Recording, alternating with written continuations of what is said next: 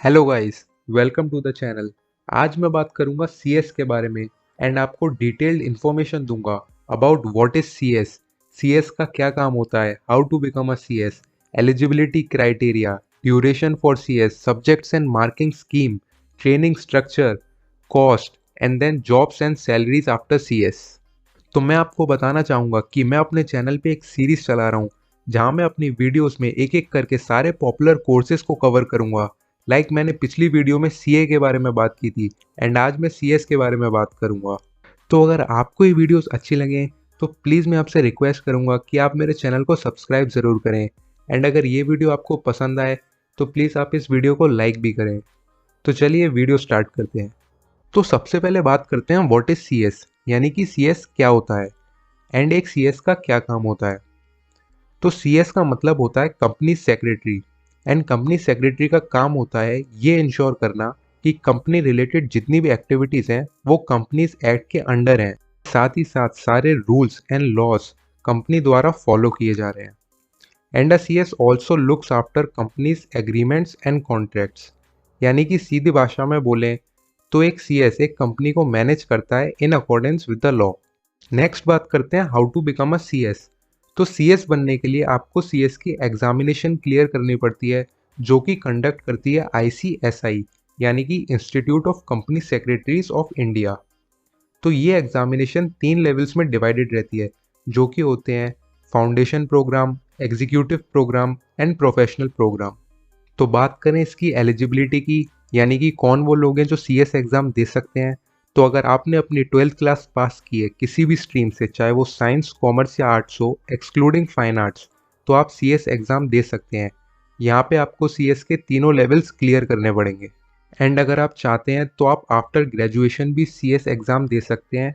यहाँ पे आपको फाउंडेशन प्रोग्राम देने की नीड नहीं रहेगी, आपको सिर्फ executive and professional program clear करना होगा।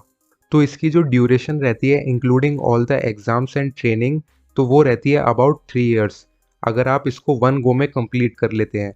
बट ऑन एन एवरेज इसको कंप्लीट करने के लिए अबाउट 4 to 5 इयर्स लग जाते हैं। तो सीएस के एग्ज़ाम साल में 2 बार होते हैं, इन जून एंड दिसंबर। देन बात करें इसके सब्जेक्ट्स की, तो फाउंडेशन प्रोग्राम के जो आपके सब्जेक्ट्स हैं वो हैं business environment and law, business management ethics and entrepreneurship, business economics, fundamentals of accounting and auditing. तो इन एग्ज़ाम्स को क्लियर करने के लिए आपको हर एक सब्जेक्ट में मिनिमम 40% एंड ओवरऑल 50% एग्रीगेट चाहिए होता है। देन आपका एग्जीक्यूटिव प्रोग्राम 2 मॉड्यूल्स में डिवाइडेड रहता है, जहाँ मॉड्यूल 1 के सब्जेक्ट्स रहते हैं jurisprudence, interpretation and general laws, company law, setting up of business entities and closure and tax laws.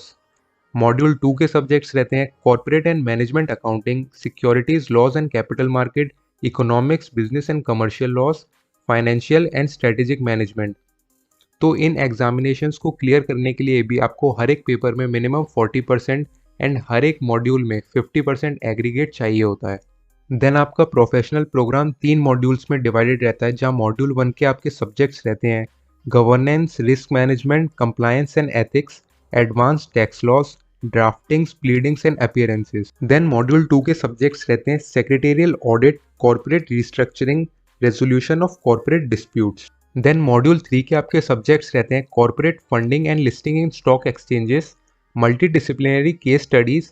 Then आपका एक इलेक्टिव सब्जेक्ट जहाँ पे आपके ऑप्शंस रहते हैं banking law and practice, insurance law and practice, intellectual property rights, forensic audit, direct tax laws and practice, labour laws and practice, then valuations and business modelling and insolvency law and practice. तो ये examinations clear करने के लिए भी आपको हर एक module में 50% aggregate चाहिए होगा एंड हर एक सब्जेक्ट में 40%। तो इसके ट्रेनिंग स्ट्रक्चर की बात करें तो जब आप अपने आप को एग्जीक्यूटिव प्रोग्राम के लिए रजिस्टर्ड कर देते हैं तो आपको विद इन 15 डेज एक 1 डे ओरिएंटेशन प्रोग्राम अटेंड करना पड़ता है। देन अपना एग्जीक्यूटिव प्रोग्राम क्लियर करने के बाद आपको ईडीपी करना पड़ता है 15 डेज का, यानी कि एग्जीक्यूटिव डेवलपमेंट प्रोग्राम। देन आपकी प्रैक्टिकल ट्रेनिंग स्टार्ट हो जाती है जो कि 21 मंथ्स की रहती है, जो कि आप कंप्लीट कर सकते हैं अंडर रजिस्टर्ड पीसीएस कंपनी या फिर अदर एंटिटीज़। पीसीएस यानी कि प्रैक्टिसाइजिंग सीएस। एंड अगर आप चाहते हैं तो आप अपनी प्रैक्टिकल ट्रेनिंग अपने प्रोफेशनल प्रोग्राम के बाद भी कर सकते हैं। But most of the students जो कि रहते हैं वो अपने एग्जीक्यूटिव प्रोग्राम के बाद ही अपनी ट्रेनिंग शुरू कर देते हैं। देन आपकी प्रैक्टिकल ट्रेनिंग कंप्लीट करने के बाद आपको 30 टू 60 डेज का एक CLDP यानी कि कॉर्पोरेट लीडरशिप डेवलपमेंट प्रोग्राम और करना पड़ता है, और ये प्रोग्राम कंप्लीट करने के बाद आपकी पूरी ट्रेनिंग कंप्लीट हो जाती है। तो बात करें इसके कॉस्ट की, तो CS के फाउंडेशन प्रोग्राम की जो रजिस्ट्रेशन फीस है वो रहती है 4500, देन एग्जीक्यूटिव प्रोग्राम की around 9000, and then professional programme की 12000। देन आपकी एग्जामिनेशन फीस जो कि फाउंडेशन प्रोग्राम में रहती है 1200, and executive and professional programme में रहती है 1200 पर मॉड्यूल। तो बात करें जॉब्स की, तो CS प्रोग्राम कंप्लीट करने के बाद आपकी जो जॉब प्रोफाइल्स हैं वो रह सकती हैं as a company secretary, company registrar, legal adviser, principal secretary, corporate policy maker, chief administrative officer, corporate planner and so on. तो अब आते हैं इम्पोर्टेंट क्वेश्चन पे, यानी कि CS कंप्लीट करने के बाद आपकी सैलरी क्या रहेगी। तो मैं आपको बता दूं कि CS कंप्लीट करने के बाद आपकी जो एवरेज स्टार्टिंग सैलरी है वो रहेगी about 4 to 5 lakhs per annum, and ये जो नंबर है ये इंक्रीज होता रहेगा आपके एक्सपीरियंस के साथ। तो इस वीडियो में मैंने कंप्लीट डिटेल में बात की about CS course. I hope आपको ये वीडियो पसंद आई हो। अगर आपको ये वीडियो अच्छी लगी हो तो प्लीज़ आप इस वीडियो को लाइक करें एंड मेरे चैनल को सब्सक्राइब भी करें, ताकि मेरी आने वाली वीडियोस आपसे मिस ना हो। एंड साथ ही साथ अगर आपको कोई डाउट रह जाता है तो आप मुझसे कमेंट्स के थ्रू पूछ सकते हैं। So thank you guys.